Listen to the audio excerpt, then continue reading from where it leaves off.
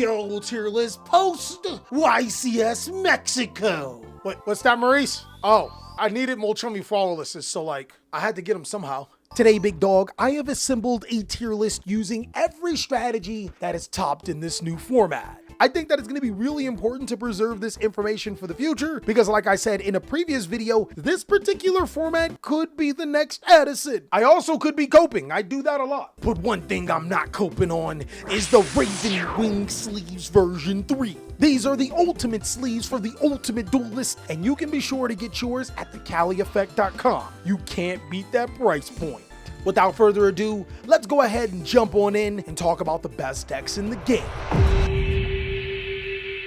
What's going on with y'all big dogs? And it is an amazing day for Yu-Gi-Oh! And I hope that your day, phenomenal, exquisite, excellent. But if it isn't, don't let what happened at the beginning of your day ruin the rest of your day. So, the meta tier list. Today, I have comprised a tier list of every single Yu-Gi-Oh strategy that is topped throughout this format, and I am going to be ranking these strategies from the best potential strategy that you can play to win at the highest stage of Yu-Gi-Oh right now, all the way down to you're winning a YCS if it's at home, and your mom and your dad just learned how to play, because I know your mom and your dad, they could be boomers, and they could be whooping your ass right now. Hey, if you guys think about it, I am the second generation of Yu-Gi-Oh players. The people that are whooping my ass, they are definitely granddads by now. And of course, we're going to be rating these strategies on accolades, power, but more importantly, what these decks can do better than the rest. Let's go ahead and start off with pure Yugioh. Yugioh as a pure Yu-Gi-Oh deck. What are you doing? Losing Muhammad Shark means that you can't make totally awesome for the strategy, and while 7th Tachyon might pick up some slack, it doesn't pick up enough. What I have found about pure Yugioh is that oftentimes, you're one hand trap away from being in the abyss. I'm gonna say it takes a really good pilot. To be honest with you, there's almost zero reason to be playing pure Yugioh right now. And I can't wait to talk about the support that happens in Alliance Insight because there's so many different variants, but even then, I still think that pure isn't worth it. Blue Eyes White Dragon, Kaiba's deck. Look, man, Master Duel knows me as the Black Joey Wheeler. So obviously, it's my enemy. And I'm not trying to make any divide, but Blue Eyes White Dragon got more support than Red Eyes Black Dragon. I think it's a little unfair, but you don't hear me talking about it. Blue Eyes at this current time is hands down one of the best decks in the entire room. If I can be so honest with you though, I don't think it is the best deck in the entire room. I think it's closer to solid choice than best bet, but if we compare this deck to some of the other decks in here, it has way too many unfair things to be considered just a solid choice Yu-Gi-Oh strategy. It's also really cool to see an anime deck be incredibly successful in today's Yu-Gi-Oh! I think the only thing that it needs is a YCSW to solidify itself as one of the best of the best. Branded. Boy, it's been a while since this deck has won a YCS, right? Branded is definitely takes a really good pilot. Branded players may not want to hear this, but Branded Fusion being hit is really starting to take its toll. Not only is it harder to consistently get into your free win card, players are always watching out for it. On top of that, the Molchummy cards are not helping your situation. Brother, if you get Flawless and Brilliant at the same time, hope you got a triple tactics thrust to get that polymerization trap card or you're getting cooked. Overall though, still a really good deck under the right hands. Centurion. Now Centurion, in my opinion, has always hovered around these two slots, but I'm gonna go ahead and go out on a limb and say it has mad potential. Right now, some of the biggest cards in the game are Ally of Justice Cycle Reader and DD Crow. On top of that, the Molcharmy cards are incredible too, and that's something that Centurion can easily skate by. Also, because of Centurion's pacing, it's actually a pretty strong deck in this current format that can incorporate cards like Kashtira to be able to give it a little bit more oomph. I'm not gonna lie, I'm actually liking Centurion right now. It's not bad. Voiceless Voice is also one of those really interesting decks where I have to say mad potential. To be honest, I think one of the best versions of Voiceless Voice is Yugioh, because it forces your opponent to either dedicate their resources to the Yugioh cards and allow you to play Voiceless Voice, which is incredibly strong, or if they stop the Voiceless Voice line, well, Yugioh comes through. And also seeing that Voiceless Voice doesn't really need the extra deck, it's almost a match made in heaven for these two strategies. It's like that time we discovered that pecans and ice cream actually is the best ice cream, and I will fight you on that. Butter pecan is tier 0. After that, it'd probably be Oreo ice cream and vanilla, something like that. Who knows? And speaking on the subject of ice cream, if Chimera were one, it'd be sherbet, the worst ice cream imaginable. Because for some reason, that ice cream is labeled as ice cream. It's literally Rocky Road, and no, I will not take those words back. They're both trash ice creams. Now, the reason why I'm saying that is because it has all of the makings to be something great, ice cream, but then it decides to be something that isn't as great. I'm gonna say it takes a really good pilot. The crazy thing about it is that while Chimera has had some tops, it's still not the best Fiendsmith Azamina deck. That goes to a strategy that should not be on this list. I mean, hell, we're already here. Might as well just talk about it. The best Fiendsmith Azamina deck is Snake Eyes. Brother, man, you guys got to hear me out. It's absolutely insane that Chimera has been pretty much unhit this entire time. Snake Eyes goes from a dead deck, gets hit in a weird way by losing Bonfire to 1, but gaining Popular in Snake Eyes, and has a higher placement that Chimera has probably ever had in any YCS. It's mind-boggling. It just goes to show that my thoughts about Chimera were true. It is a great Yu-Gi-Oh deck, but the problem is if you're playing Azamina Fiendsmith, you're probably better off playing a different deck. Oh, and that one can play Kashtira cards, which are really good too. Now, Crystron, you guys may not believe it, but Crystron, in my opinion, is one of the best decks in the entire game, hands down. Don't argue with me, argue with your mama. I think that Crystron is easily one of the best decks in the game because not only does it have the YCS and the regional accolades, it's a really powerful deck with the Kashtira cards to be able to beat some of the best decks in the game. Essentially, it is one of the best decks because it's one of the greater counters against the best deck, and it has an Omni negation, something that other decks struggle to have. Again, these two strategies I would put closer towards the solid choice, but maybe upper solid choice because they have some busted cards. Fire King, baby! Another day, another dollar. The Fire King chicken bird will make you holla. Summon Ponix. Get the followers. Activate Skyburn. Burn your opponent's mama. Ugh, that's bars. I think this deck is one of the best Yu-Gi-Oh decks in the game, but that's my bias. Obviously a solid choice. Fire King's biggest problem is consistency at times. I promise you guys, if Oconix was a Beast Warrior, we would not be having this problem. But Fire King is an incredible Yu-Gi-Oh deck in the right player's hands, and still has the accolades and the broken things to put it above mad potential. Now, if we're talking about some of the best decks in the game, I think that Malice is probably the second best deck in the game. Hands down, easily, Malice is ridiculously strong. Getting second and third place was no fluke because the deck has still been dominating. What players have been doing is playing Sky Striker, but then they've been gooning and playing other engines. It doesn't really matter. We've seen a Fiendsmith engine. We've seen a Fiendsmith Horse engine. We've seen a 60-card Malice Yu-Gi-Oh deck that played Grass is Greener. It almost feels like it doesn't matter what a Malice player does. The cards are still unfairing.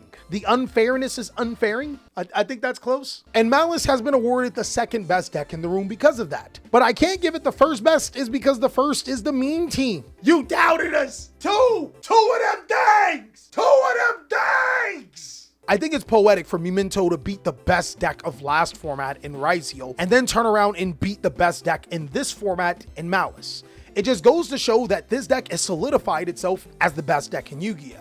Now, the problem here is learning how to play this deck because it's incredibly complicated. I personally think Memento is what the best deck in Yu-Gi-Oh! Should be. There's nothing inherently broken with the Memento strategy, but in the right player's hands, it's tough. It can make you look real bad at the game. Basically what I'm saying, with every win you get with Memento, you earn. This deck is incredibly strong, and it's incredibly strong because of the player and the cards. A combination of the two. I love it. Next is Mermails. Players thought that Mermails were falling off. Even I thought that they fallen off. I put them in, I think Take's a really good pilot. Nah, Mermails are comfortably sitting in solid choice. What I originally thought would have been the killing blow, losing Bahamut Shark into the Totally Awesome, wasn't really that. The deck has adapted. It has flowed with the wave. It has turned the tides in its favor. See what I did there? And while this deck doesn't have a YCS signature win yet, I think it has mermailed its chances to be able to compete in this particular meta. All right, I'll stop. Don't shoot me. Now, Fiendsmith Yugioh is where we start to heat it up a little bit. I think that this version of the deck is worlds better than Yugioh, simply because it forces your opponent to focus on one of the two engines, which can overall punish them. I would say that Fiendsmith Yugioh is solid choice, and you're probably scratching your head. Callie, if Fiendsmith Yugioh is only solid choice, what is the best version of Yugioh? Well, the reason why I think that Fiendsmith Yugioh is solid choice is fairly simple. First of all, people are game planning the heck against this deck. Ally of Justice Cycle Reader is good against Blue Eyes, but it's also good against Fiendsmith, and you just so happen to be playing Fiendsmith. The Kashtira cards, cooking you, buddy. Getting rid of Yugioh Detonator, then turning around and getting rid of Sequence or something like that. Brother. I think that this deck is really powerful. Powerful enough to be in the best bet. But because everybody is side decking or playing the hell out of cards to be able to counter this deck, I think that the ceiling for this deck that you can get is a lot lower than the Mitsurugi version. I think that that's the best bet. Now, I could 100% be wrong, and it could actually just very much be like this, because Mitsurugi Yugioh does have its set of problems. The deck is a little bit more bricky, per se, right? But the thing that Mitsurugi Yugioh provides for you is A, it's getting more support, but B, the next thing is that it's not overly reliant on the extra deck. Also, seeing that the Mitsurugi cards are dark attributed, you're not going to lose the Cycle Reader there, right? Right? God damn it, you did it again. You lost the Cycle Reader? How? Tenpai Dragon has made a surge. One of the biggest things for Tenpai Dragon is that the best decks in the world got hit. It lowered the ceiling of those decks down to where Tenpai Dragon is kind of like, right? See, before it was kind of like here to here, and it was like no point in playing Tenpai Dragon. But now that the ceiling's a little bit lower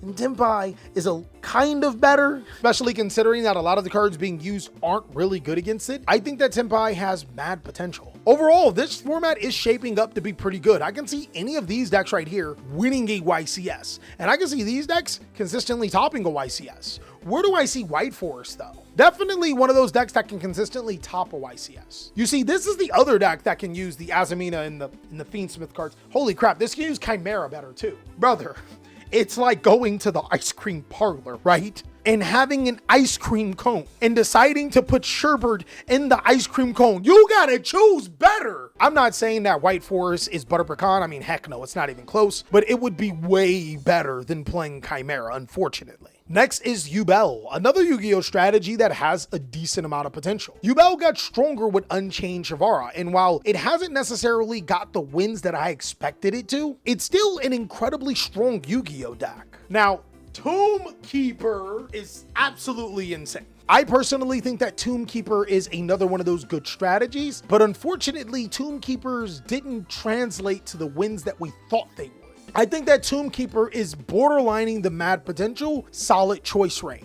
You see, the thing about Tomb Keeper, or Odeon, is that the deck is still trying to figure its way out. It's one of the newest competitive decks in Yu-Gi-Oh right now. Is it a Fiendsmith deck? Is it a pure deck? Should we be searching powerful trap cards? This, that, and the third. I think it's going to take a little bit more format development for this deck to find its footing. Dragons, my boy, just because White Dragon and Black Dragon are out doesn't mean that you're winning that YCS at home. The thing that's hurting Dragons right now is Chaos Space being limited. Once that card comes off the list, we can talk, but until then, don't even think about it. Unchained has been completely bogged down by the Molcharmi cards. In fact, that's probably also why Yubel is in mad potential instead of solid choice. Because we have Flawless, Perulia, and Meows in the metagame, I gotta say that this is one that takes a really good pilot. And if I'm being 100% honest with you, it's probably Yubel too. Those cards are incredibly tough. Really hard cards to deal with, and they make these strategies feel a lot worse. There's no mid-range with these decks. If they combo off and you hit them with those cards, they either have to have the answer or kind of combo off and hope that you don't have an answer to it. And oftentimes, with more and more players incorporating Forbidden Droplet inside of their decks, you got the answer. Sharks is 100% winning the next YCS, right? If the YCS is your friends and your friends play like Vanguard or something.